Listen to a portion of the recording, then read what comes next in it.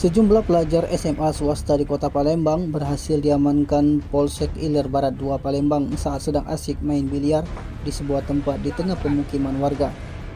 Tindakan petugas tersebut berdasarkan laporan dari warga setempat yang sudah resah melihat sejumlah pelajar yang diduga bolos sekolah asyik bermain biliar.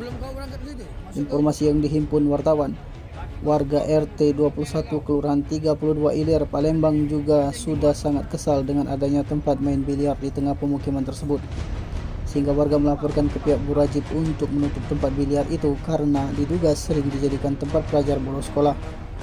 Bukan itu saja, menurut kesaksian warga, ketika para pelajar itu pulang dari pergi selalu kebut-kebutan serta disinyalir suka bawa perempuan sampai subuh.